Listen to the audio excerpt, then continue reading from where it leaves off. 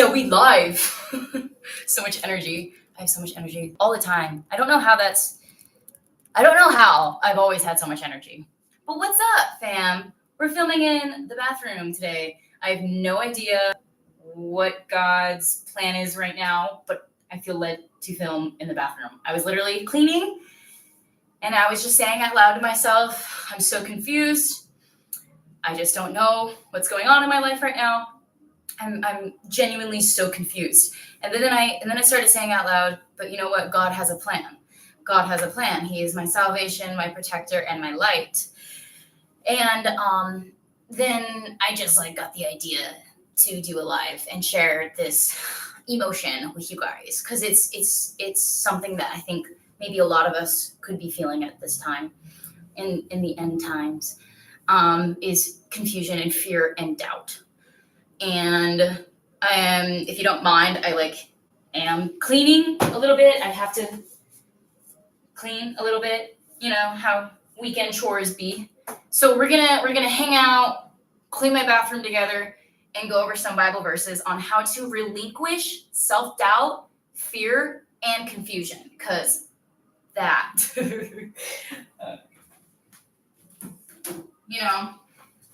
we're children of God. We're not meant to be living in any type of apprehension at all. So we're gonna let the air come on through here. I just felt really led to share what I'm experiencing, but then turn it into a word. Then I was like, but God, I'm doing chores. And he was like, do it anyway. So it's awesome. I'm honored. And I double checked with him and stuff. I was like, you really want me to do a live while I'm cleaning the bathroom? He's like, yeah. So I was like, okay. Your girl's in a stage, in a part in her life, where things be happening, and I'm trying to make the right moves. And I know other people are in transitions in their lives, in chapters in their lives, where they're also trying to make boss moves.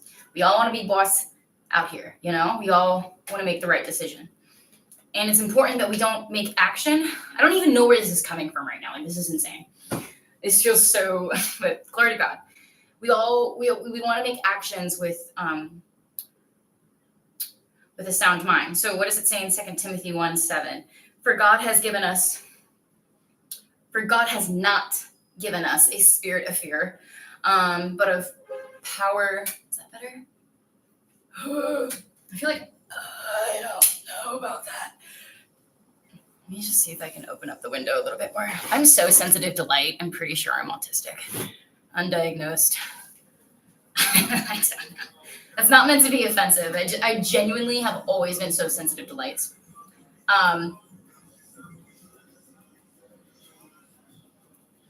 So we don't want to make any moves that are fear-based. We want to make moves that are and decisions and actions that are with a godly confidence. And so in 2 Timothy 1:7, we see that it says, for God has not given us a spirit of fear, but of power and of love and of a sound mind. Yeah, that's what I was trying to say. It's it is a sound mind. That's what, It's so funny that I just got so comfortable doing YouTube lives, basically anywhere, anytime. To me, that's genuinely so funny. But it's amazing because that used to be crazy to me. To do a YouTube live was so anxiety inducing, but now it's normal. That's my everyday, bro. I don't know why God's having me come on here while I'm doing chores. It seems but it's we're all collected and connected as the collective group. So if Comment wants to sponsor, that shit's so funny. I did clean the kitchen. I have to do the dishes. It's all one step at a time. One step at a time. You know what I'm saying? Let's get some light on. A little bit of light.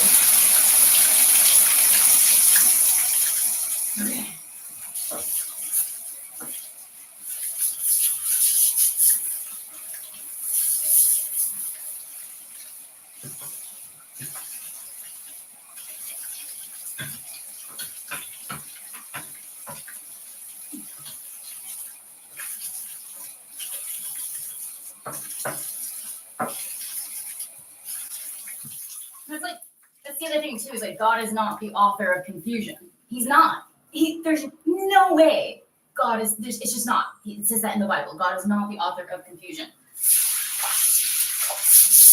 And I know Sundays can be like intense for people. I've always sort of struggled with Sundays. I've heard it referred to as the Sunday scaries.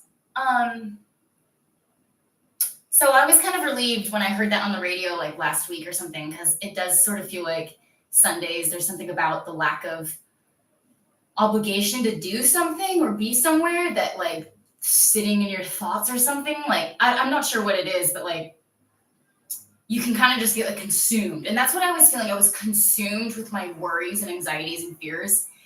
And I feel this sense of urgency to do something, but I'm kind of like at the same time unclear of what specific action I need to take. So I'm waiting for more instruction.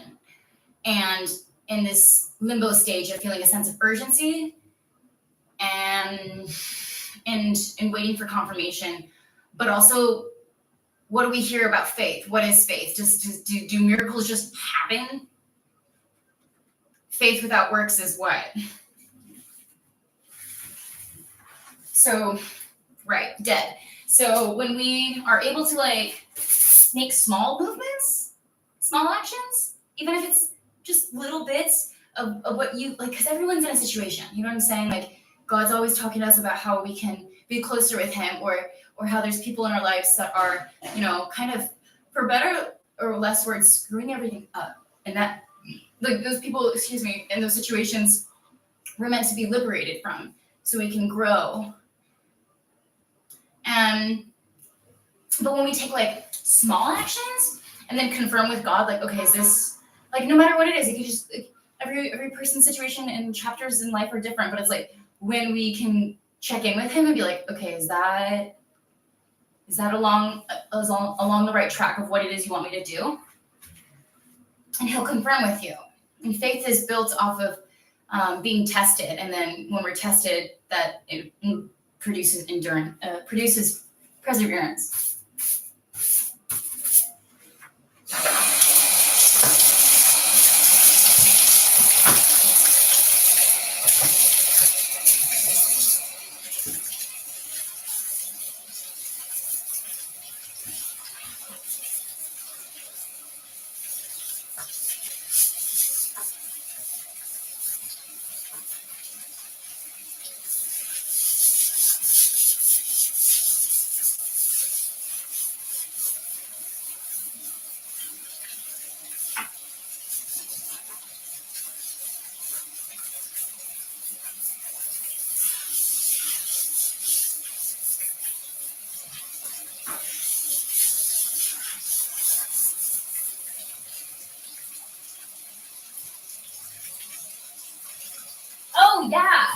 Oh, yeah. That's what I was meant. Yes. Okay. Now I'm starting to get it. Okay. So, yes. When I was doing that live yesterday, it just, my whole entire computer froze.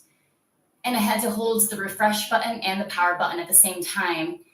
But I was talking on the live, and then it all of a sudden just froze. And like, I was looking at the screen of myself in a frozen movement. And then so it was weird. Obviously warfare. What I didn't get to share with y'all yesterday, now I'm starting to understand why God was like, I want you to do a live.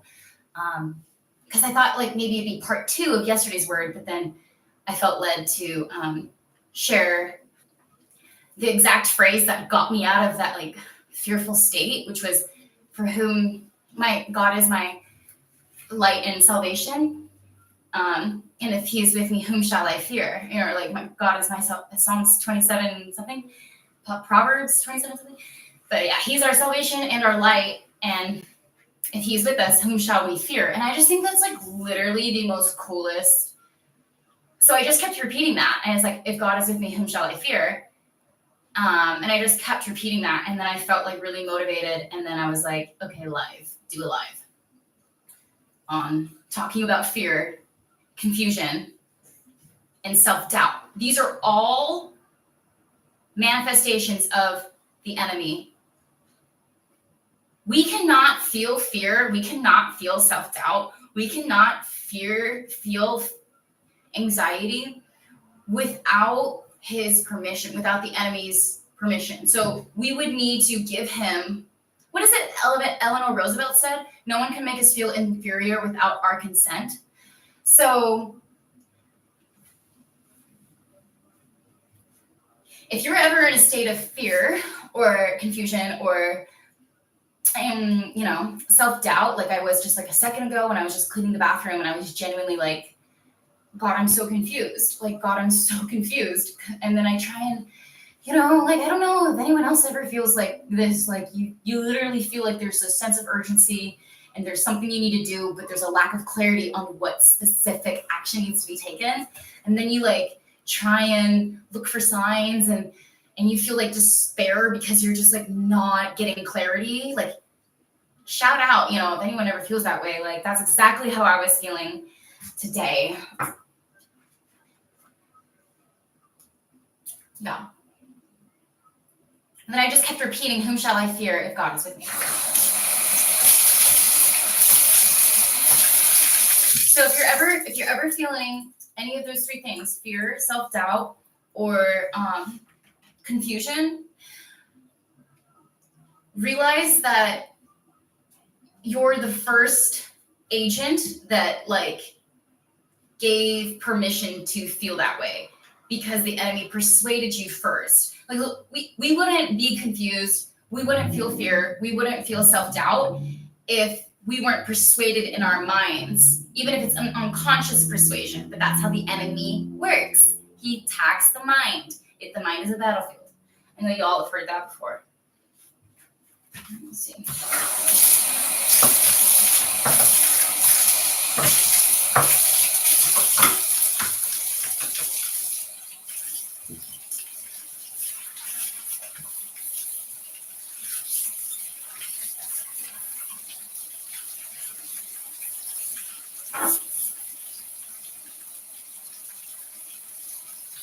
Pretty good.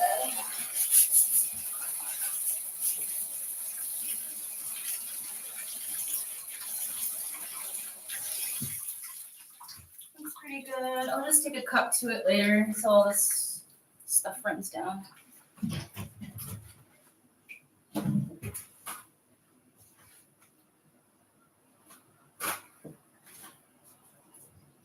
I got free phalanges now.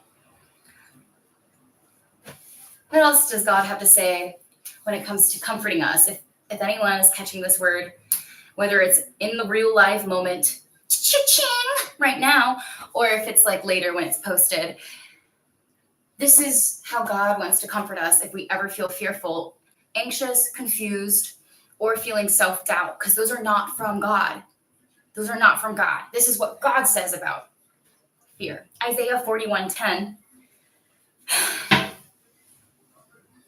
Fear not, for I am with you. Be not dismayed. Fear not. He's literally saying like, oh, that one thing called fear? Psh, just not. Just don't. Fear not. Like, I love that. That's so quick and straightforward. Succinct. For I am with you. Be not dismayed, for I am your God. I will strengthen you. Yes, I will help you. I will uphold you with my righteous right hand. I love Isaiah so much. I literally love Isaiah so much.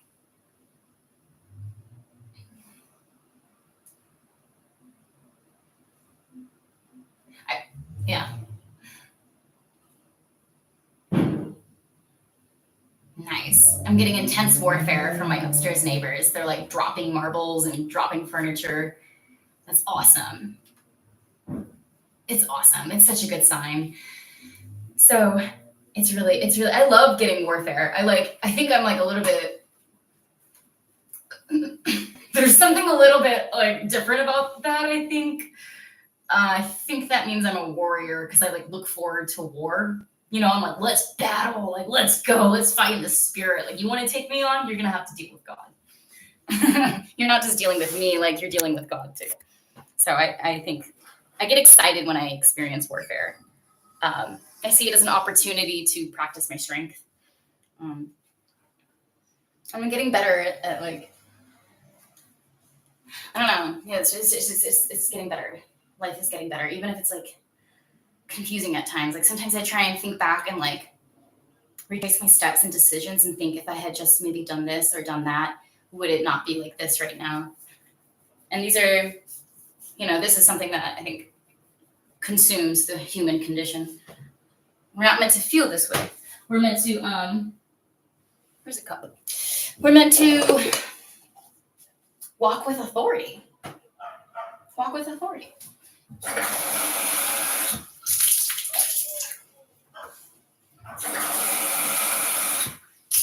But what I didn't get to talking about yesterday is how the enemy, and I'm so excited to talk about this because I was so ready to talk about it yesterday, but then like my life just like froze.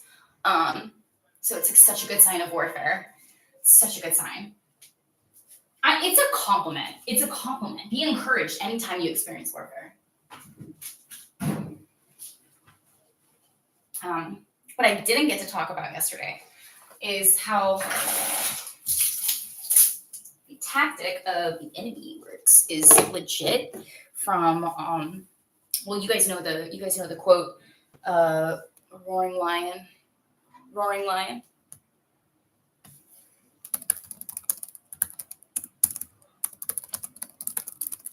Whom he may devour. 1 Peter 5:8. That's right. I wrote that down. That's right. When we say that verse, I wonder if anyone is actually like, is the devil actually a lion?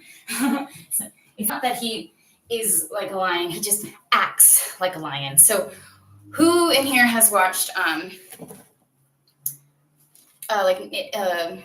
what do you call it, National Geographic, and like how like the lion kind of like comes about, and it's like just his like stance and whatnot is intimidating,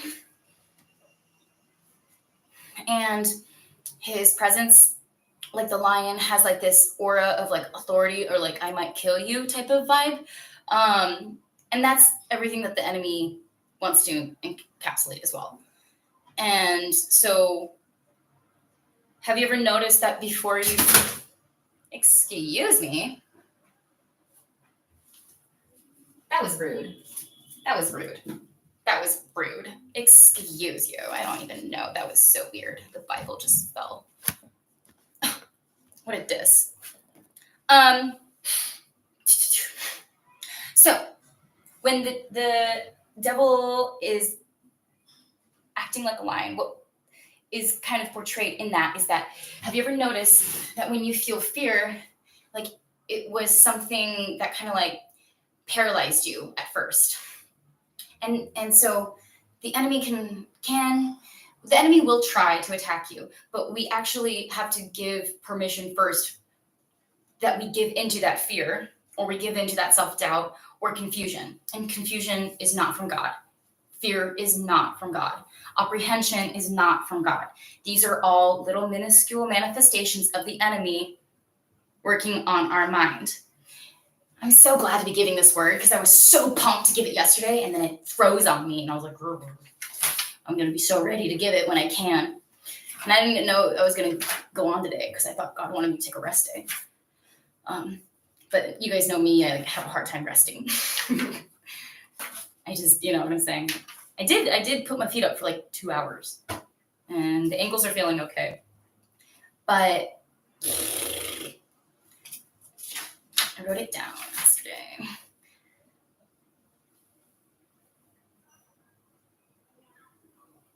The Bible teaches that God allows the devil a certain amount of freedom, but that freedom is always limited. So sometimes we can go through life and be like, why is this happening? Why is God allowing this misery? And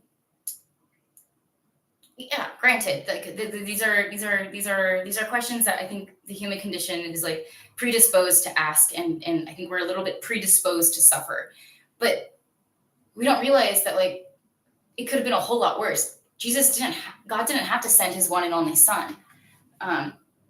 In 1 John 4:16,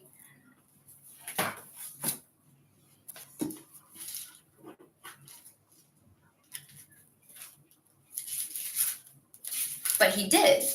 He didn't have to send his son, but he did because of how much he loves us.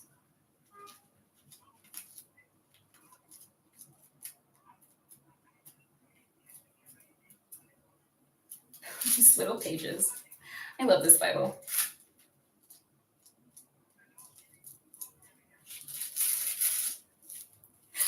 And we ourselves, in addition, 1 John 16, and we ourselves have come to know and have believed the love that God has in our case. God is love, and he that remains in love remains in union with God, and God remains in union with him.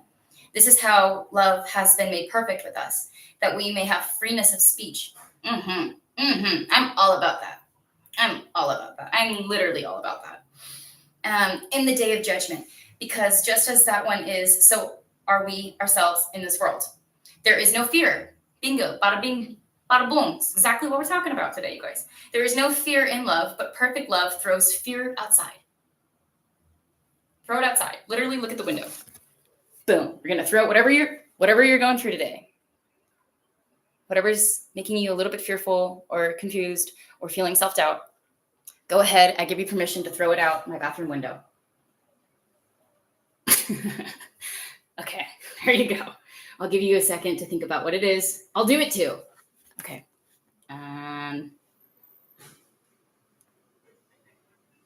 Okay. I threw it out the window. And I hope that you got the chance to do that too, whether it's on a real live or posted later. I love that. Thank you, Yeshua. Because fear exercises a restraint. Yeah, it does. It totally does. It totally does. Wow. Indeed, he that is under fear has not made perfect in love. And as for us, we love because he first loved us. Yeah. So we can't blame God for any of our problems. He came here and God sent his only son to give us this life where we have the ability to live righteously. And we even have the merciful, grace where he's like, and if you do mess up and sin, you will, and if you exchange a true confession to me, it will be as if you were wiped clean and you were righteous again. And so long as your exchange of confession and that you have repented, then I still love you just the same. Like, God is so good. And we still complain, and we still trip up and get all fearful,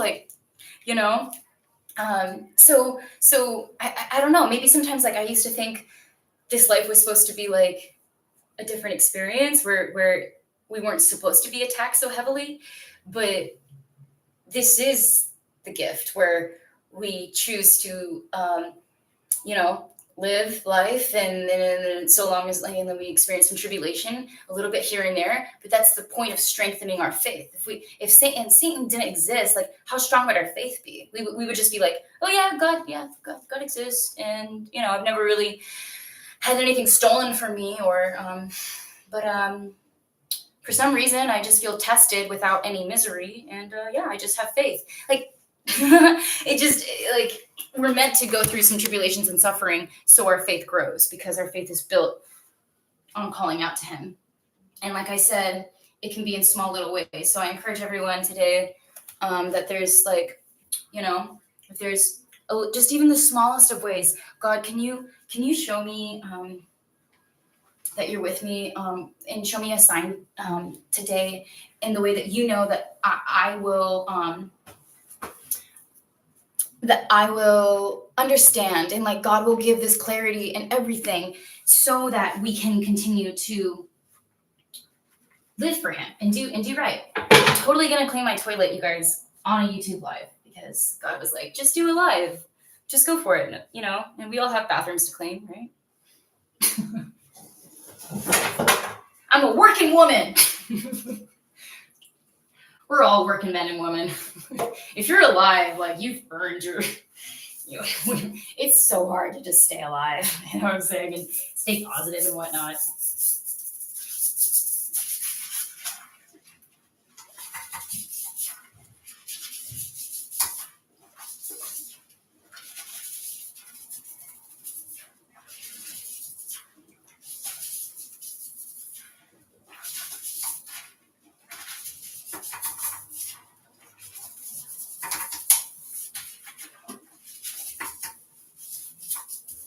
Actually used to do custodial at this like fancy RV resort in Oregon. Actually, I really like that job. This one time, I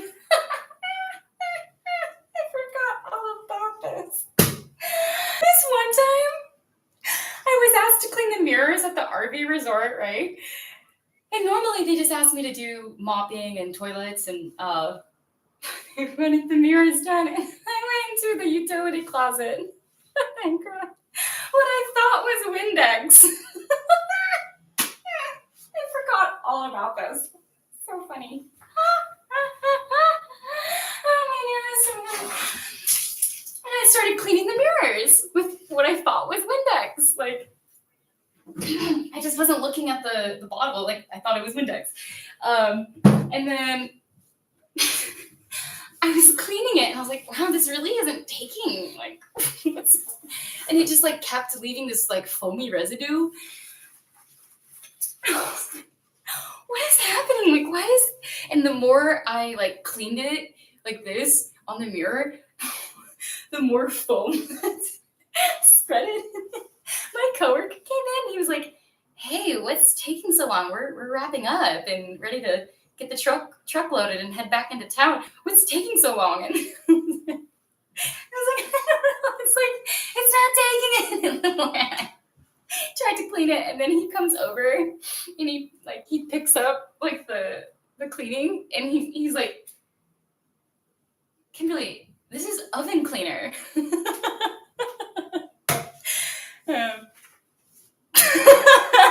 Sorry.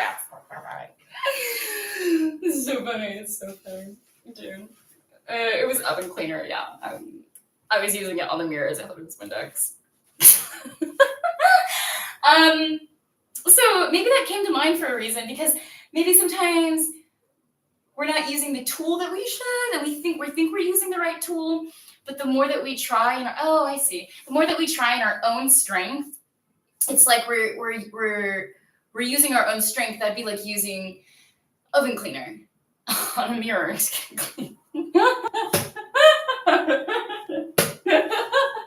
can't stop. Like, I forgot all about that, and that was genuinely, for one, a little bit embarrassing, because like I was like not awake yet, and that was like an early morning shift. That job was. I would wake up at 5, and my coworker actually broke his wrist. He and I were really close, actually. We were neighbors, and he got me a job that summer. I really needed a job. I needed something to do, and I needed money. I needed food and stuff. And but he and I, we would go skate and stuff. We were neighbors. We actually became friends. Actually, this guy did a lot for me. This guy actually is somebody I miss dearly, but he literally, there's like certain people in our lives that they're not there for very long, but man, did they make an impact, type of thing.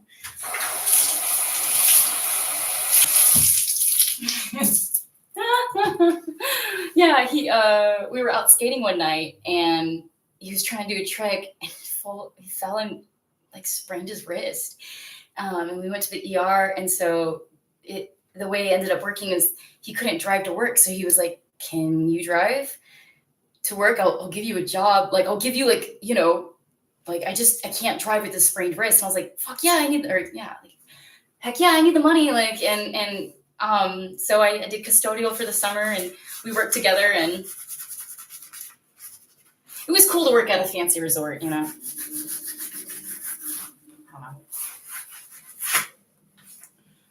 That guy actually is the whole reason I have to give myself some credit for making all the actions and movements I did, but he was the one who gave me $20 for the train to get me to the airport. And without that $20 bill, I don't think I'd be in New York.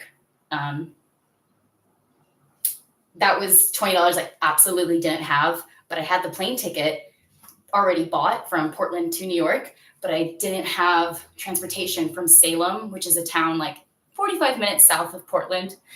That's where I grew up. That's the capital of Oregon. I didn't have transportation from Salem to Portland, but I had the plane ticket. So I experienced so much warfare just to try to get to New York.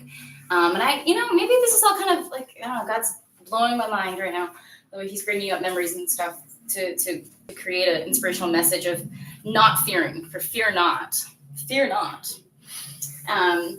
And I remember I was starting to think, am I ever even going to be able to go to New York? This is crazy. I had to cancel my flight almost 3 times. My flight got canceled 4 times.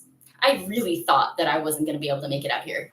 After experiencing that many times of it being canceled, I tried the first time, and then I received a court notice that I was going to have to stay in the state to go to court because I was getting evicted at that time. That was that was literally the closest I've ever come to giving up in my life. September 13th, 2021. Let's just say I ended up in the emergency room. And glory to God that any attempt of my own to self-delete did not work. And I lost everything. I got let go from my job. I came down with a sickness, like kidney stones, and I was like in intense pain, like back here, because like it was like kidney stones, and it was like so painful. And I tried explaining that to my boss that I was in pain, but I just got this legal assistant job, and it was my dream job. I was working, and I realize now, like a year later, why that job didn't work out. And God is so good. Like we just can't always see the dots, but he has a plan. So we just have to trust him with our whole body, mind, and spirit. And that's what I was saying today too. I was like cleaning the bathroom and kind of getting stressed out. I was like, God, I'm so confused. I don't know. God, I'm so confused. Like I truly don't know. Like what do you want me to do? Like where do you want me to go? What action should I take? Like, I know I feel something. I feel you telling me to do something, but I'm lacking clarity on the specific path and action that I should take. And I just said, while I was cleaning the bathroom and stuff, I trust God with my whole mind, body, and spirit. And I just kept saying that. So I know things look really, really lousy sometimes, and things look and seem like there's no way out. But however, God is the niche. He's the niche expert on making a way out of all situations. And he's the expert at creating a way when it seems impossible. When the whole world and everybody and their cousin would say, that's impossible. Everybody was saying, don't go to New York. That everyone's fleeing New York right now. It's just a bunch of crime. I had no support from my family members. I even had specific family members take time and energy to deliberately tell me that if I came here, I would not get hired, and that if I failed, that there would be no coming back to coming back home as an option. And just, you see how the enemy works through other people to push fear down your throat and make you self-doubt. And so I got that eviction notice, and I had to put because I didn't have any money. I was obviously getting evicted. I lost my job. I was like, but I just bought this plane ticket. And so it was an American Airlines. I turned it into credit. I was like, okay, let's just turn this into credit. I won't fly out now because I have to stay in the state for this silly eviction notice. And I was like, what's the point? If I'm getting evicted, just kick me out. I don't have to go to court, and I'll just go to New York. And I was fleeing my situation because I didn't have anywhere to go. My family wasn't, I love my family, but there's a reason that there was some, and I love my family, but I do believe that it says in the Bible something about a brother is born for adversity, and a friend is something like a friend is meant to like be your friend, but sometimes a brother is, like more like the person who's going to be in bringing adversity into your life. So maybe you guys can connect and resonate with that a little bit too. And so I transferred the plane ticket to the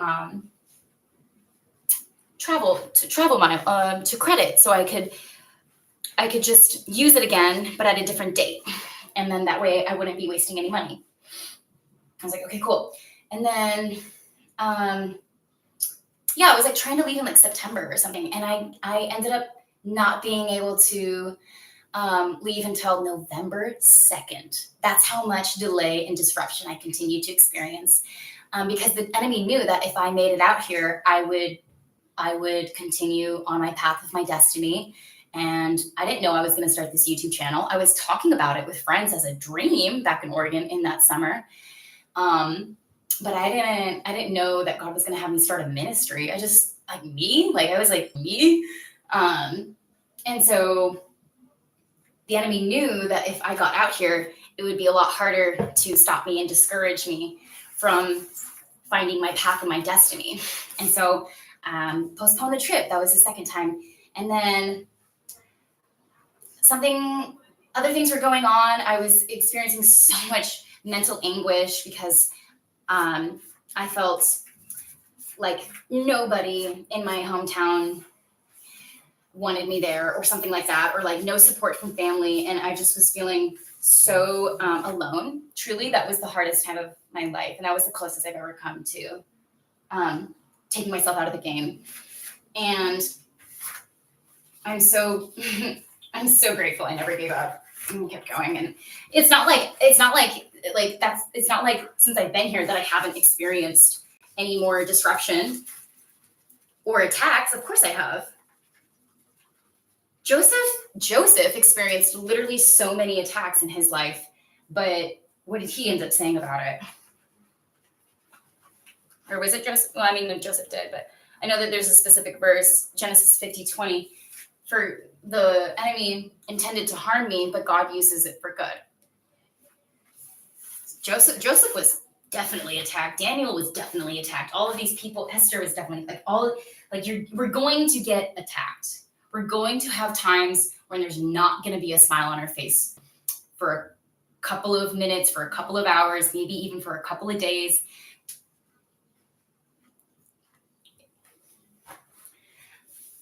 We're going to be attacked for doing God's work.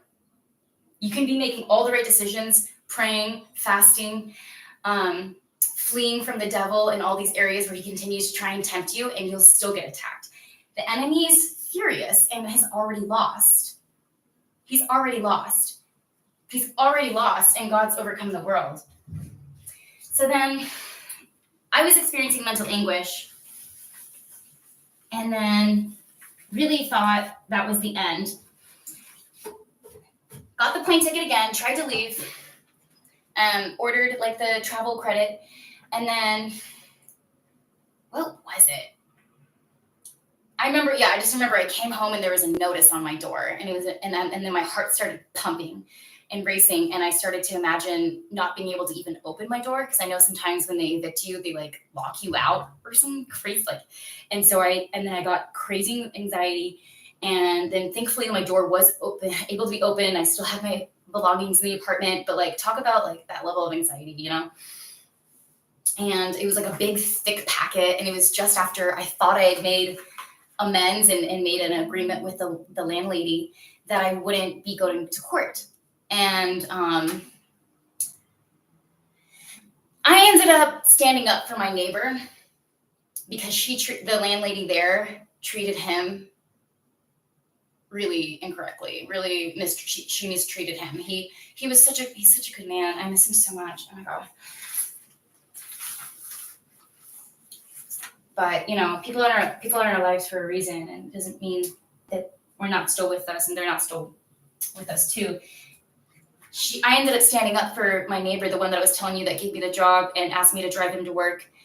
He had a really nice truck, so I was like, yeah, no problem. You want me to drive you to work? I'm there. I was like ready to go at 5 a.m. with coffee. And I was like, I get to drive the truck. I remember I really liked that truck. And he and I just connected and vibed, and like he was a skater too, and he's like a full-grown man with a daughter and stuff, and I really liked his daughter. And he kind of like alluded to like being kind of sad that I was moving to New York, but I was like, it's just, and I was like, I know, like we really got close right before I left, like, and so then I was like a thick legal packet. I was like, so I had to like delay the flight one more time and then postpone it, and then all these interruptions and delays. But I ended up standing up for him because he brought his kids and his daughter to the pool, and then she like made some comment about how he can't. Like, there's like a limit to how many, she made some comment about how many kids he had, and said, and didn't let them swim. And he was like, what are you talking about? Like, these are my kids. This is my apartment that I rent. I've never been late on rent once. And you're not letting my kids and I swim? Like, what's the point of this pool in this apartment then, in this apartment complex? And I remember hearing about that and getting really, really upset. So I emailed her and said like that was discrimination, and like that's like straight up prejudice that that was like straight up prejudice, right? Like, and I just like called her out on it, and then and we were good. She and I were good up until I stood up for my friend and called her out on her prejudice and discrimination. I'm not letting his kids swim in the pool. And like, she was trying to guilt him for having a lot of kids. Like, that guy's a legend. Like, he has a lot of kids. Like, she tried to twist it in all the wrong ways. So, that's when I received the big legal packet eviction notice on my door. And then I had to postpone it one more time. And then I remember like laying in bed, and I couldn't afford Wi-Fi. And so I had no food in the apartment. I was hungry all the time. I didn't have any support from family. I felt locked out, blocked off, completely in anguish. Just the most amount of anguish you can imagine, because like it's like those moments in life where you have to take action to achieve your destiny, but there's no support, and in fact, there's all these attacks coming against you to take the right take the right path and make the right decision.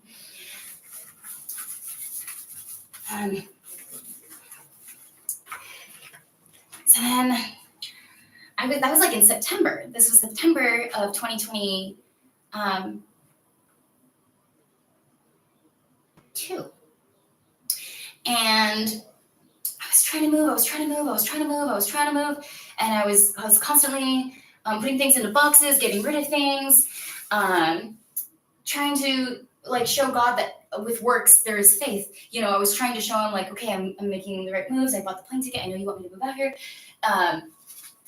And so faith without works is dead. So whatever it is that you feel like you need to take action on, but you like also like there needs to be like miraculous provision provided as well for such decisions. Like, we need to be like responsible and dedicated and self-disciplined agents on our own to be able to make some kind of action, because faith without works is dead.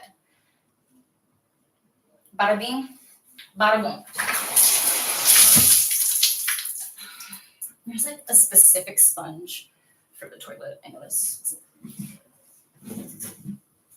I didn't even know I was going to talk about this time of my life. It was truly the hardest time of my life. That was the closest I had ever come to giving up and just taking myself out of the game.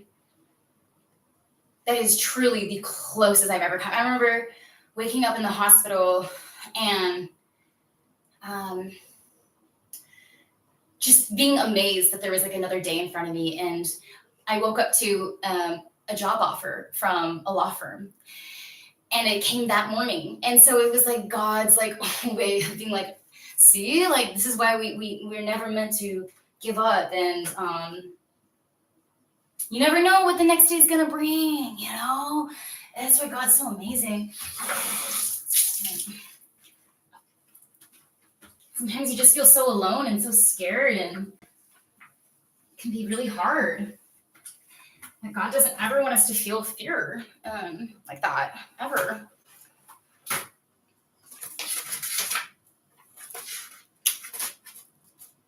Have I not commanded you? Have I not commanded you? Be strong. Strong. Grrr. Grrr. Look at that muscle. Grrr. And of good courage. Do not be afraid, nor be dismayed. Nor be dismayed. For the Lord your God is with you wherever you go. He's with me while I'm cleaning this toilet. He's with me when I go to the bodega. He's with me. He was with me when I was this close, you guys. This close to taking myself out of the game. And he was with me in that moment, and he's the one who gave me enough strength to not do anything crazy, extra crazy than I was already being that night. It was so hard. It was like being attacked from all angles. And that was when the flight had been canceled up to the 2 or at this point, September 13th, 2022.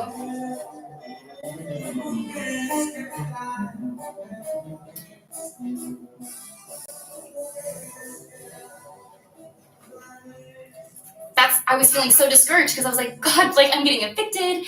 I lost my job and my dream job at the law firm. I had just bought a car, and then it got repossessed within 72 hours. And like I tried to fight it and like read the fine detail in the contract. And I remember I went to the dealership, and the girl who sold me the car saw me sitting in the lobby reading the contract I signed, and she came up and said, "Why are you reading that like you know what you're reading?" And she said, "Why are you reading that like you know what you're doing?" And she knew I was in law school and I was reading the contract. And I'm gonna slap a girl, you know what I'm saying? When they come up with you with that kind of sass and you're like, I don't know, why are you selling me a car? Like, you know what you're doing if it's just going to get repossessed in 72 hours because you're the one who didn't read close enough of my pay stubs. And apparently that's the issue. You know, I didn't say any of that because I was like, I just was quiet and just, they were like, well, if you want to get a cosigner. And I was like, no, I'm not going to embroil my friends into this because I knew family was not going to cosign me. And I'm not going to like F up my friendships and ask them to co-sign this really expensive $400 a month like down payment. Like I did $3,000 down, so it was a cheaper monthly payment. And then they looked at my pay stubs like 3 days later or something like, oh, you don't make enough on a monthly basis or something. And I was like, I gave you my pay stubs over my 40-hour weeks, and I'm working 2 jobs. I work on the weekends and I work Monday through Friday. I'm a soccer coach on the weekends, and I'm a legal assistant Monday through Friday. And I thought this was going to be like the peak of my life. I thought I just got my dream job. I'm 1 term away from graduating law school. I'm coaching soccer on the weekends. Everything's perfect. I was in like what I thought at the time was the best relationship of my life. And I still literally think about that relationship, and I think about how I thought he was, you know, it. So we can get easily confused because things might feel right, but it just might not be what God's plan is for us at the time. And so I was so confused. I was like, why did you even give me this job then? Why? If I'm just going to lose it to a health problem, and why did you even let me get this car if I'm just going to lose it in 72 hours? What is going on? And then I got the eviction notice, and I wasn't feeling well. I was like literally feeling so much pain back here because the kidney stones, and that's what was going on. And I was trying to drink water. And they were like, I was so confused and lost and feeling really, really broken and dismayed. That was the time I was feeling very dismayed. And so at that point in my life, I was like, what's going on? So if you're feeling like that right now, just know that God is with you wherever you go. And we're meant to overcome these, like, literally, I've already scrubbed this. We're meant to overcome these tribulations, to get stronger, to grow our faith. I'm getting so annoyed that the neighbor keeps looking at me. Stop looking at me. Through the window. Oh my God, this sponge just fell into the toilet. Okay, that sponge is dead and gone. That sponge is dead and gone now. We're going to throw that away. That's so funny. So at this point, I've literally tried to fly to New York like 2 or 3 times. I've had to cancel the flight. Comment if you do want to sponsor me. I'm down. And it just wasn't working out. I didn't know what was going on. I said, God, you want me to move to New York? I feel it in my soul, in my body. But why does it keep getting canceled? Why is nothing working out? And so truly the closest I've ever come to, just saying, I can't do this. I thought I don't know if I have the strength to overcome this. And it's really hard to make the right decisions when you're constantly hungry. And I remember that summer I starved. All I did was skateboard just to, and that's why that neighbor meant so much to me, is because I kind of was embarrassed to, one night I smelled some food or something, and then he told me later on, he's like, oh no, it broke my heart when you told me that you were struggling all summer with food, because I was right across the way, and we literally across the way on the 2nd floor. And he was a really good cook too, and I really liked hanging out with him and his daughter and son too, his kids. And he was like, no, it broke my heart when I found out that you were struggling with food, because you can always come over for a plate.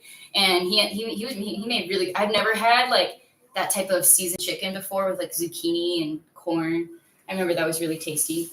And it's really hard to make the right decisions and feel like you're gonna be okay when you're starving. And that summer I starved. I was so skinny. You can go look on my Facebook page and see how skinny I was on those some of those skateboarding photos and stuff. But people were like, oh, you're looking good. And I was like, it's because I can't afford to eat. I'm just skinny. And I remember I got I was getting hate from girls and stuff. And I was like, bitch, shut the, I can't eat because I'm in pain, because I feel kidney stones. And I also can't eat because I can't afford shit.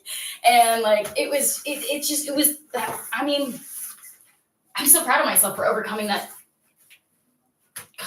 arduous season. It was truly an arduous season of wilderness. When people say that they're going through wilderness and before they get to their promised land, that was truly a season of wilderness. Oh gosh. And then I remember begging my boyfriend not to break up with me. And I remember literally I don't know if you guys have ever been in this situation, but literally clinging to your partner's waist and begging them not to leave you.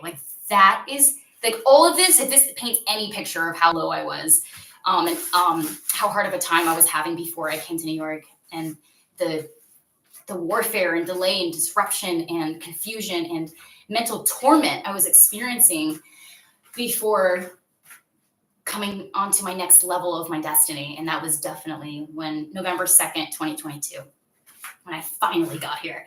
And so then it got better when my neighbor, he didn't even, I told him later, you didn't even know you saved my life. You didn't even know you saved my life, mother. But I was coming home, and all that summer, the way I managed to make a little bit of money was cleaning my grandma's house and my uncle's house. And I would do, I've always been a good cleaner. I'm cleaning right now. This is so funny. I've always been a good cleaner. My mom had, my real biological mom had her own cleaning business. Very successful business owner, very gorgeous, beautiful, hardworking woman. She had her own cleaning business. But that's, that was the only solace I had, was hanging out at grandma's. And of course that grandma was my stepmom's mom. And then there was something had gone amiss, and my stepmom told me, no more hanging out at grandma's. You're forbidden from grandma's now. And I was like, what? I was devastated. If there's a word stronger for devastated, that this would be the time to use it. Because that was my only best friend. I had already been cut off from friends and family, and grandma was the last one, and grandma was my best friend.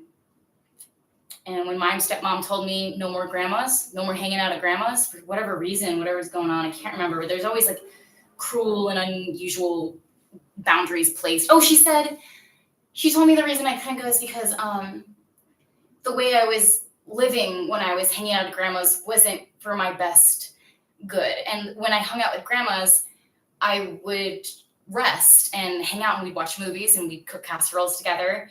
And I feel so cliche. We would bake cookies together, and we did it. We made I remember like we took a photo together, and I was like, Grandma, like let's take photos for memories. And then I was cutting lemons, and she's like, yes, let's take pictures of us cutting lemons because I'm teaching my granddaughter how to cut a lemon. And I was like, Grandma, it's for the memories. It's not actually teaching me how to cut a lemon.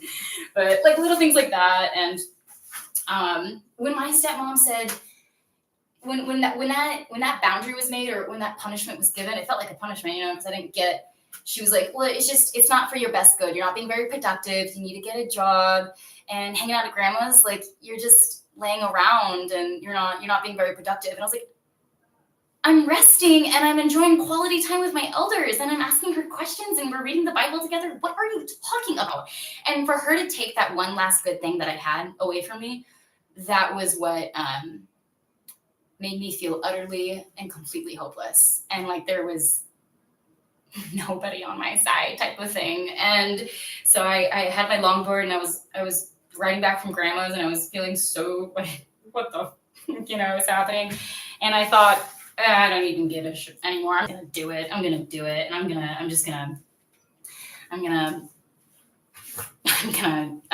if I can't go to grandma's and I'm getting evicted from this apartment and I can't fly out to New York, what the am I doing? What the is happening?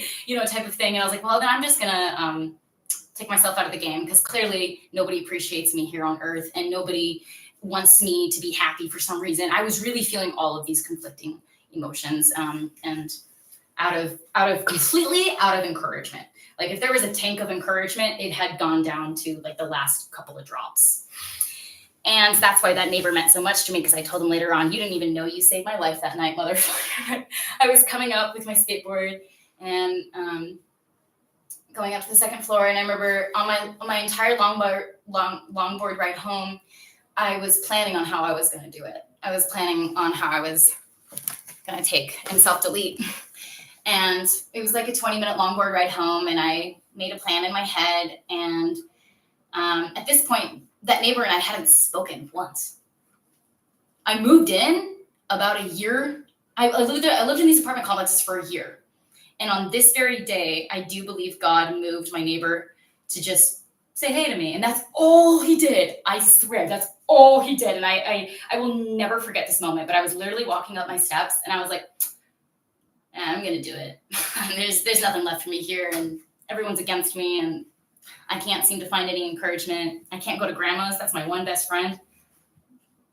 I'm going to do it. There's nothing else here for me on this earth. And I was just coming up the steps, and then my neighbor was smoking out of a pipe, because Oregon, like, it's Oregon, stoner land. And he was just standing there, and just on the second floor, all he did was, hey, what's up? Hey, how's it going? Something like that. It was literally all he did was say, hey, what's going on? And then I had my board, and I was opening my door, and I was just like, stopped like mid-key, and I was like, hey, my life was saved. Just my neighbor, just saying hey. We hadn't spoken at all, other than the one time when I moved in, and I came over and introduced myself as, hey, I'm Kimberly. I'm moving in here, 2J. Yeah, that's what the apartment was. And that was the only time I ever talked to him. So on this very day, when I was about to take my life, I do believe God moved his heart because he always kept his door open and played loud music and cooked, and he had his kids and stuff like playing. And his kids were like, not like little, they were like 12 and 16 or something. And he was just standing there. I think his shirt was off, or like he was chilling. Like he was like, hey, how's it going? And I always tease him about that. I was like, dude, you didn't even know you saved my life, and you were just like being an awesome stoner in that moment. Like, and then I came over and I brought a pipe, and I said, hey, I got this cool pipe. I'd like to share it with you. If you got a couple of nugs, you'd be willing to smoke me out. I got this cool pipe because I didn't have any money, so I felt embarrassed even to go over there and say, do you want to smoke together? But so long as you provide the weed, I have the pipe. I was trying my best to like be fair and equal about it. And I remember hanging out that night and we took a couple of photos. And I remember saying to him, I'm actually really enjoying myself. And it was a complete turnaround from that point on in the summer. And so we got really close. And then I ended up getting that job from him and being the custodial and driving him to work because he sprained his wrist, skateboarding. He and I were out skateboarding and stuff. So you never know when a God's going to send you a friend, or you never know when God's going to send you that job offer in your email. You never know what the next day is going to bring. So we have to keep going despite how circumstances look. And that was I didn't know I was going to share all this today. I really didn't. I had no idea.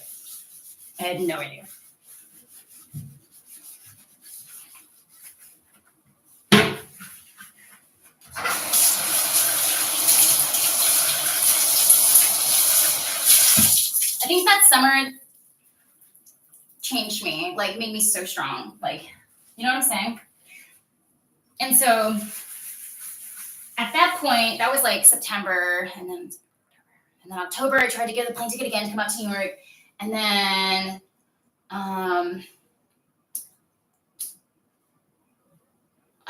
something else came up.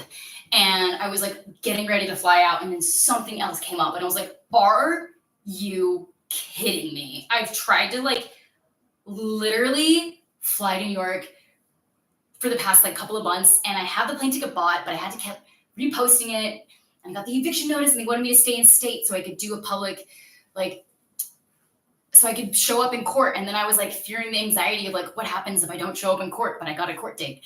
And then I was like, am I going to be like a federal outlaw if I like escape the state and go to another state to like avoid showing up in court for an apartment I can't afford anymore because I lost the job that I just had?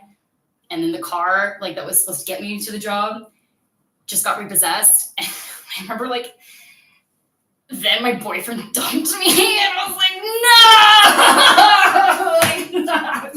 You know what I'm saying? Like, and she was so hard.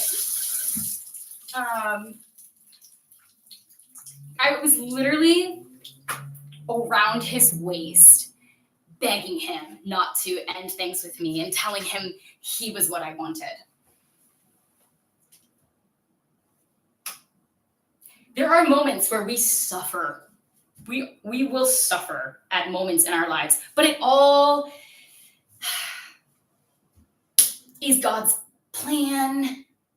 It's just, we have to continue trusting him with our mind, body, and spirit. It's not God's plan for us to suffer. I didn't mean to say it like that.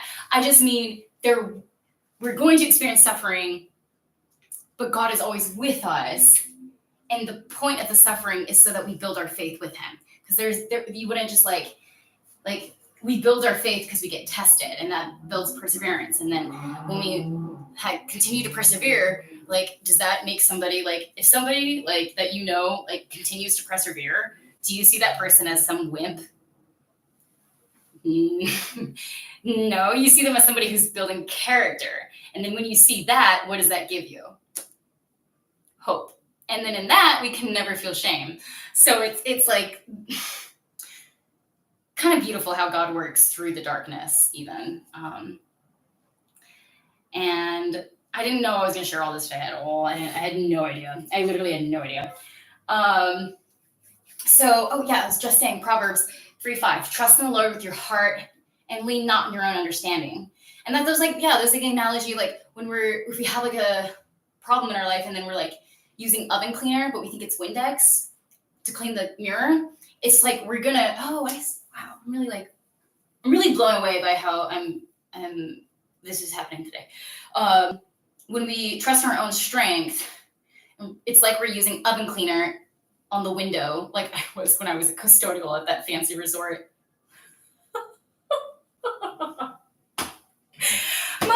my coworker came in. He was like, "What's taking so long?" And I was like, "Bruh, it just won't get clean." That was so funny. And he looked at me, he's like, "Kimberly, this is oven cleaner." And like, I didn't get other work done because I had gotten so hyper focused. I was missing out on the other work I needed to do. And so I'm kind of seeing how this is tying into the message. And we're going to close out here pretty soon because I feel like I've pretty much cleaned the bathroom. When we trust in our own strength, it's like we have this mirror and God like will give us clear instruction. When we trust in him with our full mind, body, and spirit, that would be like using Windex, and the mirror is clear and the instruction is clear and the vision is clear. But when we're leaning on our own understanding, it's as if we're cleaning a window with a mirror with oven cleaner. And so it's just making it more and more convoluted. And the harder we try in our own strength, the more foam will come and obscure the clarity. Real story. I did try and clean a mirror with oven cleaner.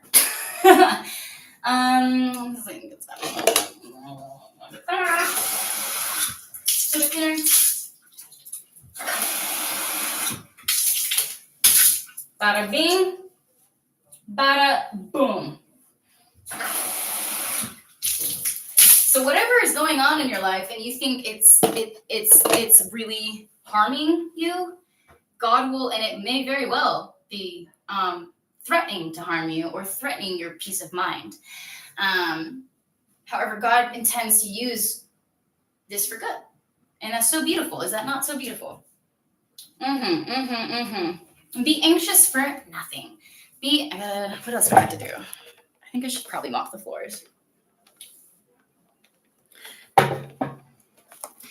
Be anxious for nothing, but in everything by prayer and supplication with thanksgiving, let your requests be made known to God.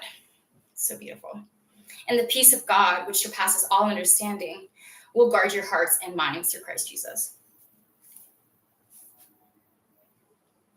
That was something I was thinking earlier. It was like, because I kept just repeating, I was like cleaning the bathroom. I was like, I'm so confused, God. I'm so confused. What do you want me to do? Like, where should I go? What should I do? And then I thought about, I'm just going to relinquish trying to understand everything because I don't think we're meant to understand everything.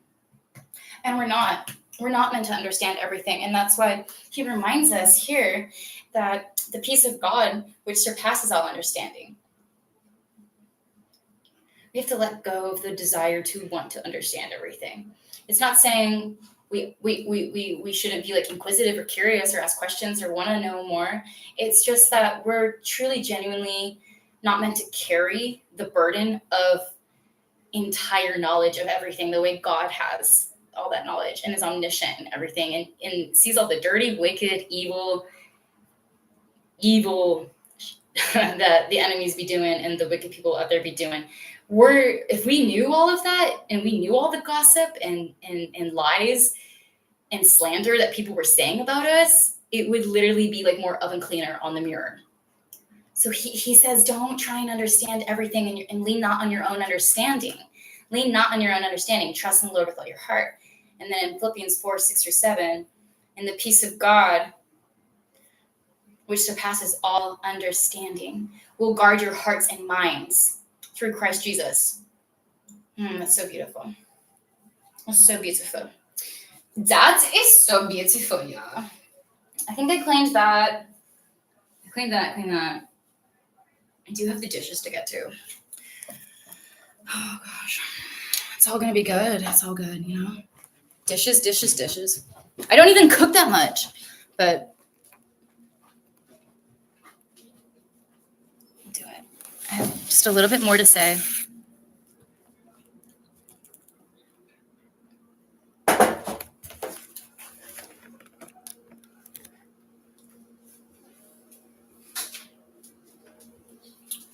Isn't this so cute, this little notebook journal?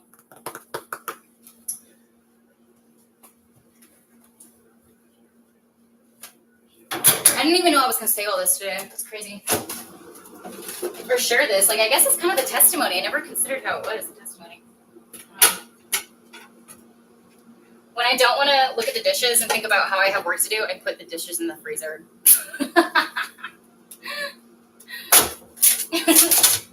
nope, don't even want to look at it. I'll do it later, and I do get to it later. It's just, you know.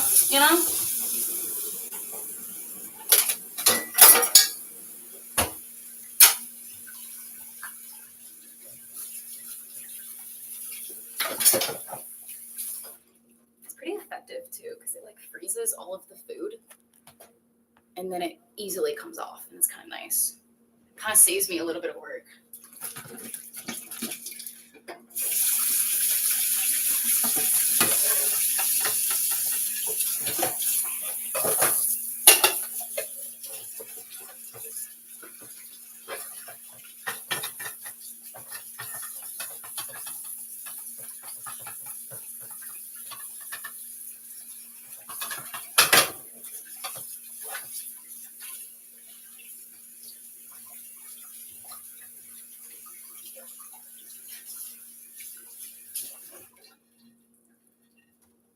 And then clean dishes actually go in the fridge. I learned that from my brother. I don't know. I have like a little dish rack that's on the bottom shelf in the fridge, so it's kind of nice. It keeps like the dishes chilled and like the glasses chilled, you know, and it keeps things clean and safe from vermin.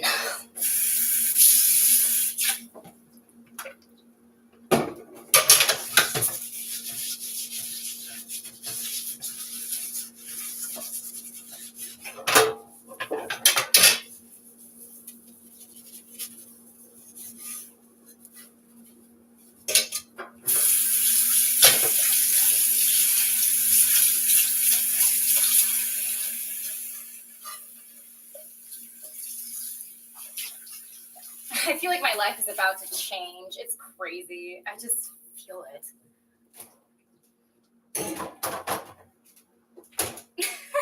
You know, one other really funny, cute memory I have with that neighbor who gave me the $20 to get to the train station so I could take the train to the airport. And he drove me to the train station and everything. And there was one time he was cooking dinner across the way, you know, from the apartment where we were at. And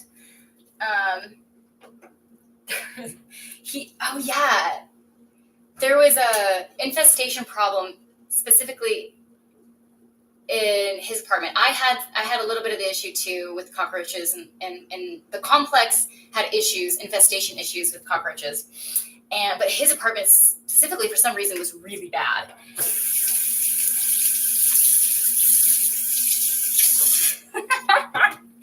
And I remember one night he was cooking dinner, and I came over, and there was just like we were hanging out and stuff, you know.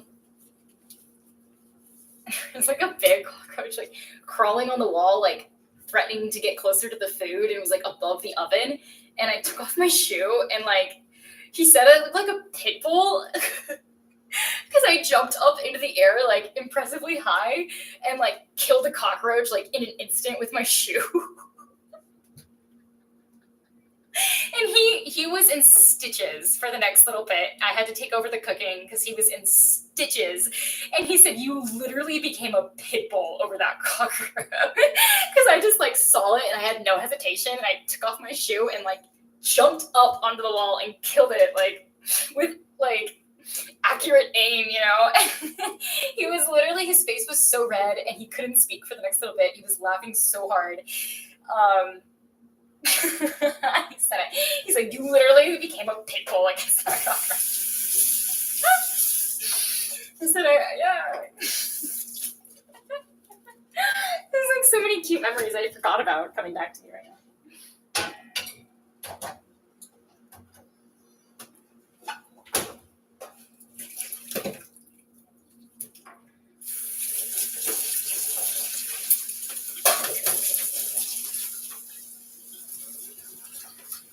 I really like spaghetti. I've been making spaghetti recently. I really like spaghetti. I love tomatoes and carbs. And all I do is like, you know, skateboard. So I need those carbs.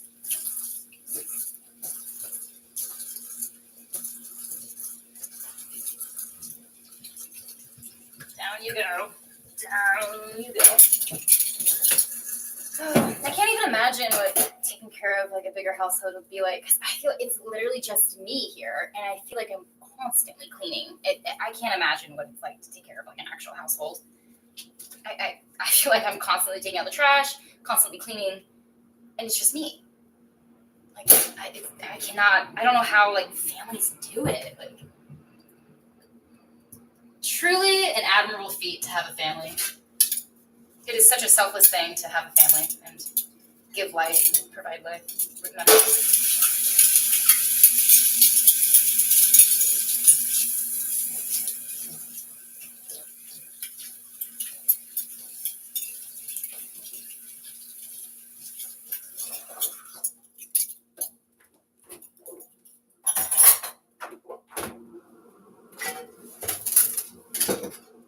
I'm gonna mop the floor. I do need to sweep and mop still. This is what Sundays are for. You know, it's all good. It's all good. It's all good. Cleaning is a very, like, it says to clean in the Bible. Cleaning is like, God wants us to take care of our household. Like a godly person is a clean person, you know, like we gotta take care of what we have so he can bless us with more. Remember to keep up with your chores.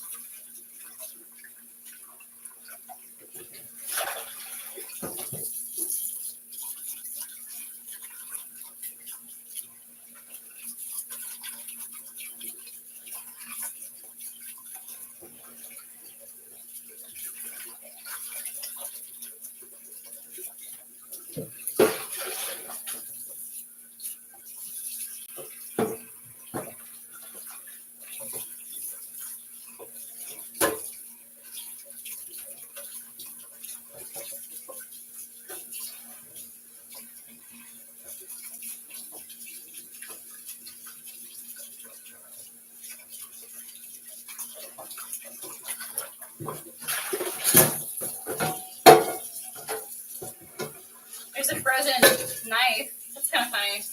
Literally frozen knife. That's so funny.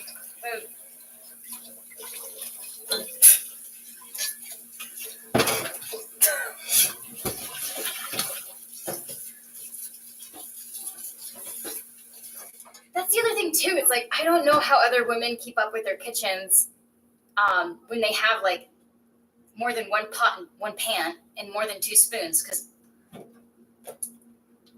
I have this pot. I have this one pot that is literally, I think this is from like 1980s or something. And then I have my one other pan, my griddle, and then I have 2 spoons and 3 glassware. And I still feel like I'm constantly doing dishes. It's like, I don't know how people keep up with like everything.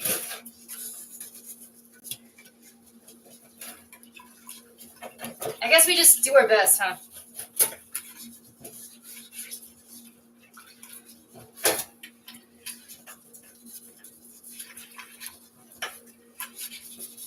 I don't think, we're not meant to be perfect. I think God wants progress, not perfection. I think my apartment always needs to be super, super clean, and laundry needs to be kept up with, and garbage needs to be taken out, and I also need to post to my YouTube every day, and I also need to keep up with my exercise and my meditation. It's like, life truly is, something that they never said it was going to be easy. I guess they just said it'd be worth it.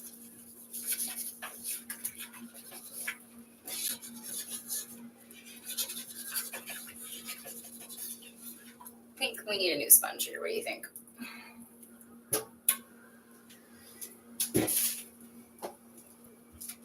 I just bought this one. Haven't used it yet, so actually I thought we were separate.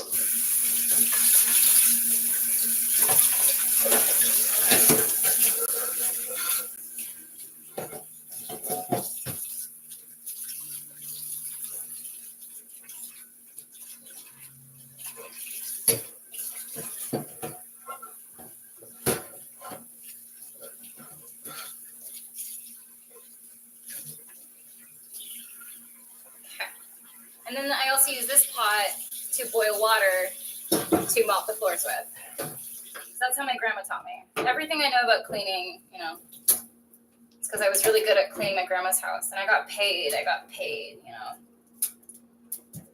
taught how to clean a house. Which is like a skill, it's like a skill. But yeah, you don't want to get the water. My grandma always said, boil the water, Kimmy, hot but not too hot, because you don't want to mess up the wax on the floors. And my grandma always wanted her floors waxed after them being mopped. And I kind of miss waxing floors, because that was something I only did for her. And it brought me a lot of fulfillment and joy to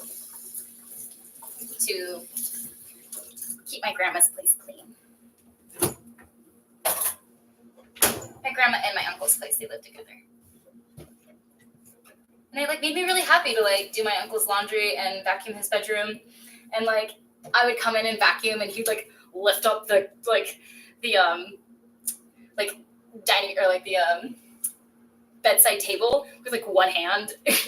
I'd be just about to come over, and he'd read my mind and pick up the table with one hand, the bedside table, and I'd get underneath the table. And family is a really beautiful thing. That's why it was so hard when my stepmom said, no more grandmas, and you can't go over to grandma's anymore. And I was like, what do you mean? I'm doing good things over there. We read the Bible together, and I clean, and what are you talking about? I can't go to grandma's anymore. So that's why I was so discouraged in that season. Mm-hmm.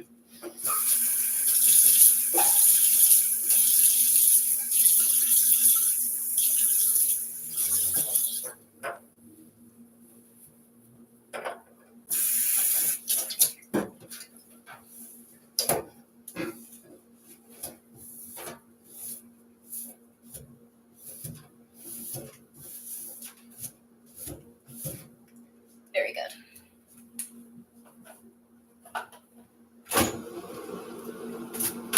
Okay, this is the last of the dishes, these 3 cups.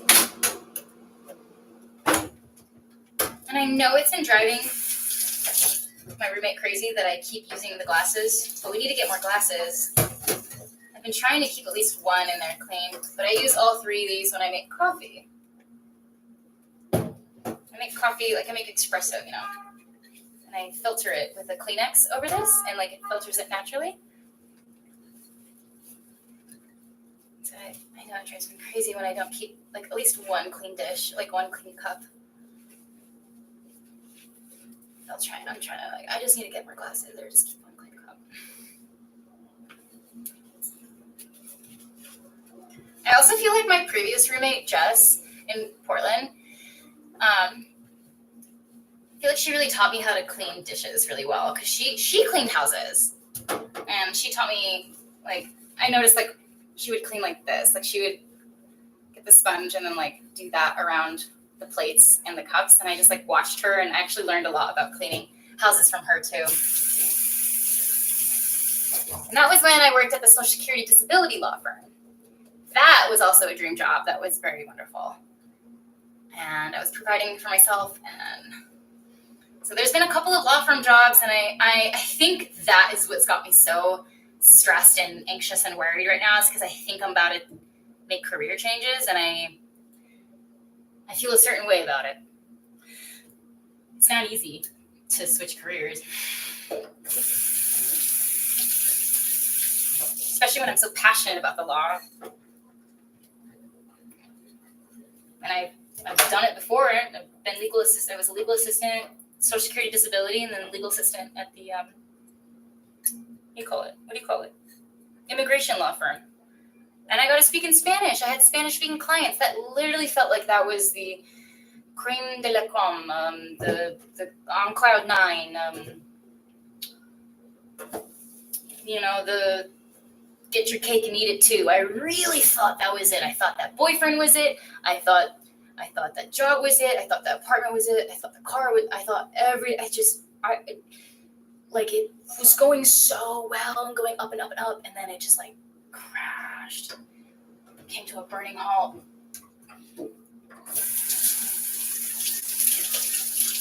But it led me to New York and this YouTube channel, and how many beautiful things have happened since I've been in New York? A lot. So whatever you're going through right now, no matter how it looks, no matter how dismayed you may feel, God has a plan for you. Let's clean.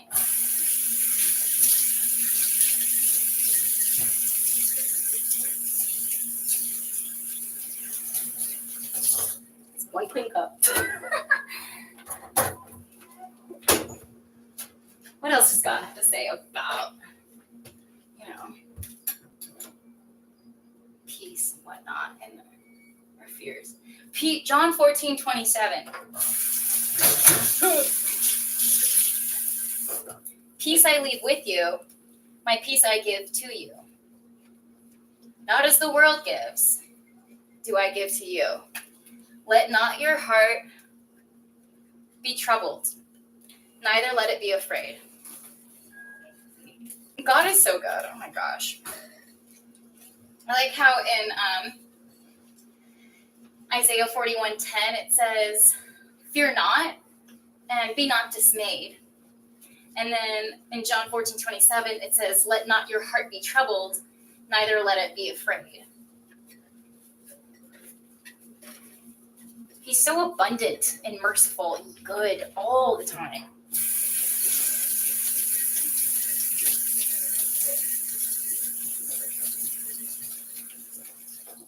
And that's the thing. We live this life on certain dots. We get certain pieces of information. We don't have all the dots. We're not meant to have the total understanding.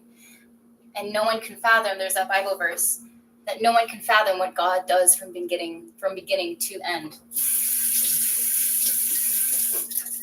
God is the one that handles your situations in your life from beginning to end. All we have to do, gorgeous, beautiful gal, sweet, handsome, gentle man, catching this on the other side of the screen. All we have to do is not let our hearts be troubled, nor let it be afraid, and don't become dismayed at any of these circumstances. All we have to do is keep the faith. He already died for us so we can live this life righteously and live it well. Our assignment is to stay positive. Seriously. And when we're positive, it's pretty hard to be dismayed or be afraid. Because when you have that faith and you know God's got you no matter what, then you're walking with that authority that can trample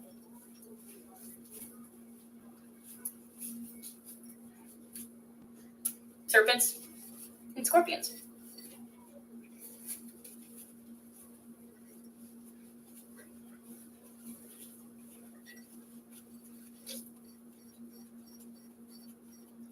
That's what my old roommate in Portland used to do. I would just we would stand forever in the kitchen and I just watch her do this. And she would, I always I learned, you know how you pick up certain things from certain roommates and whatnot? This is what I learned from her. She was so good at cleaning. That's right. She was a boss. She was a baddie, dude. She ran a bed and breakfast in Portland, Oregon. Dude, I remember her voicemail was so professional. I remember I was moving into that. It was such a cute loft. This is when I lived in a loft. I had literally a tumbler bedroom. I paid for the rent myself. I worked at that law firm. I made my own money, food. I was in Southeast Portland, so cute, 52nd and Holgate, so cute. And literally, I remember I was calling about the availability of the loft, and I wanted to rent it.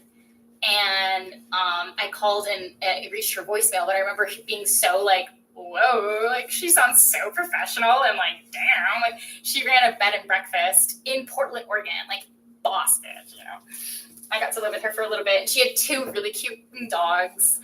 Oh my gosh. Good times. We have so many good times in life, don't we?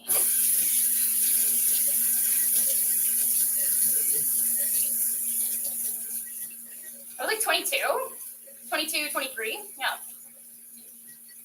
Mm-hmm.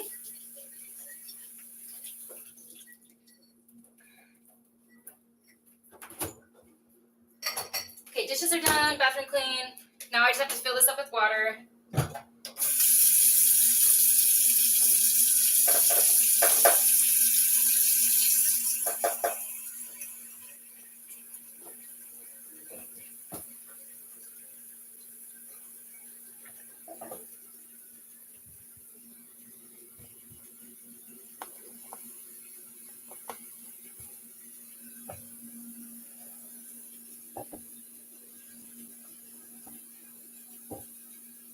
Okay.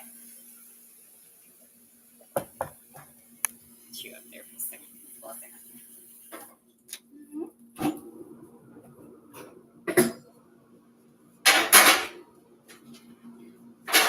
Does anybody else put coffee in their freezer? Is that weird? I totally keep my coffee in my freezer. That's a thing, right? It's totally a thing.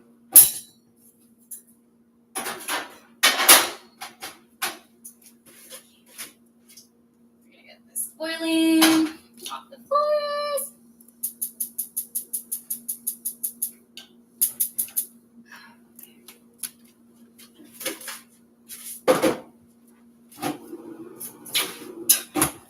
Anything I don't want to look at, I put in the freezer. It's good now. I just have the table mats to get to later. So yeah, our mission is to stay positive, because if we're positive, we're not going to be troubled or dismayed or letting our hearts be afraid. And God already came and saved the world. He's already overcome the world. Satan has already lost. And so I just am on today to help anyone else that might have the Sunday scaries, because did I have them earlier? I was freaking out. Just like freaking out. I feel like this sense of urgency, like I'm supposed to be doing something, but I feel a lack of clarity on what specific action to take. If there's anybody else that feels that way, this message and this video is meant to encourage you, uplift you, and give you instruction and clarity as well.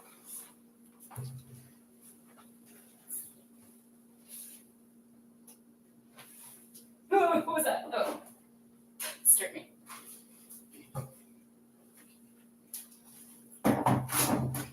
And so it may feel like a burden, like and it probably is, whatever is eating at you or got your goat, or someone said something or looked at you a certain way today or the other day, or didn't get the expectation that you were hoping for. Whatever is the disappointment, discouragement, and form of negativity in your life, listen to this. Psalms 55:22. Cast your burden on the Lord, and he shall sustain you. You, baby, you. He shall never permit the righteous to be moved. I don't know what that means, really. Like the last ending bit. He shall never permit the righteous to be moved. Oh, I think I get it. Okay, so he'll never let the good people who are working for him and walking in Christ-like righteousness to be pushed off balance. I think that's what that means. Cast your burden on the Lord. Yeah, because he's not going to let a good daughter and a good son of his who's working for all good things according to his purpose will work for his good. Like that type of person, that type of son and daughter in God, he'll never permit the righteous, that type of beautiful son or daughter of God, to be moved. Like they're gonna stand their ground. God will make sure that person stands their ground. I gotcha. This radio legit keeps bugging me.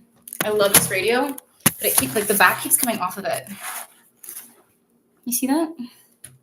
I labeled it, put my name on it with nail polish, but the back of it keeps popping off. I was trying to fix it earlier, and I was fiddling with it for a good couple of minutes, and I realized it was just a distraction from the enemy, because I had my live all ready to go, but then this happened last minute, and I was fiddling with it. Oh, it just needs tape. It does just need tape. Here's a little bit of tape for now. We'll put that there. Hopefully that'll keep it together. But seriously, you guys, do you know how much listening to Christian music helps? That's why I like this radio so much. And Caleb, K-Love radio station seriously got me into the energy to be able to do a word today, because just worshiping a little bit gave me the peace of mind and confidence and clarity and excitement. Even I felt excited to do this word. And when we worship and when we praise, it's just the same as gratitude. We're unlocking more opportunities and options for us. So worship in the K-Love radio station is amazing. Just keeping it on in the background, it's so nice. I love worship songs. Yeah, stay encouraged, you guys. This girl is gonna mop the floors, I guess. And I hope you have a really wonderful evening. I gotta sweep and then mop, and take out the trash. But then I will wake up to a clean home tomorrow. And I feel really grateful to have this platform and really honored and privileged to share any mistake I've made and turn it into an inspiring message for others. Share any pain that I go through and transmute it into an alchemized opportunity of learning and sharing that with others. I don't want to, I don't want to keep anything in anymore. Like I truly feel like everything I'm going through is like for a reason to be shared. Like and that's kind of like the whole point of any of our struggles. Like it's a testimony. So if you think I feel like I'm just struggling and for no reason, like you're like, my suffering is in vain right now, because clearly I don't see anything good coming out of this. I don't feel like I'm helping anyone else out of this. I'm just suffering. Baby doll, if you keep going, you'll be able to tell other people how much you were suffering, but how you overcame it. And then that is going to release somebody else out of a mental prison that they're in when they're currently suffering. We're all here for each other. We're all connected. And that's why testimony is so powerful. So thanks for rocking with me. Thanks for kicking it with me. Y'all is dope. I'm so glad to see the channel growing. We're literally almost at 300 subscribers. I'm literally Valley girl. I'm literally... I am from Oregon, okay? I am from Willamette Valley. There is going to be a little bit of a Valley accent. Literally, I'm so... I am very pleased that the channel is just like, wow, we're just growing. And I couldn't be more fulfilled doing what I'm doing right now. And if you heard the last little bit of what my life was like 2 years ago, take that as encouragement and that if, there really is a rainbow at the end of the storm, and there really is something else waiting for you at the end of the torment that is like a beautiful, gorgeous next chapter of life. And we can't always understand what's going on when it's going on. And we're not meant to. We're just not meant to. And I just feel so relieved. I feel like that's a breakthrough today just for myself to see that and understand that. I feel relieved not trying to understand everything actually now. I do believe there was purpose to some of the torment I was going through this morning, because now I feel like I do understand that because I got to share it with you guys. So as long as you, realize that your suffering might actually be somebody else's future deliverance, keep going and understand that you're literally here for a reason. And like, you're here for more than just a reason. You're here to help others and reach a hand down into the trenches and pull them out, so long as you don't stay in the trenches yourself. And I'm literally starting to understand that like literally life is like one connected puzzle piece, and we are the puzzle pieces. And if we suffer through something, it's like a test. So if we overcome it, we can share with other people. I went through this doggone hard season, and maybe that's what you're going through right now. But here's how God plans to liberate us and take us out of the wilderness. And God plans to place you in the promised land. And God has this beautiful plan to prosper you and not to harm you, to give you hope and a future. And also keep in mind that every time you don't give up, you're persevering. And That perseverance is building more and more of a backbone. And then a year later, you look back and you realized you have all this character. Where did that come from? Your perseverance. And what does that offer us now? Hope. And there's no shame in hope, is there, baby? With that, I will leave you. Mwah, mwah, mwah. Love you guys so much. Let me give Guard Dog to say goodbye. We always got to include Guard Dog. Stay safe. Stay blessed. Stay chosen.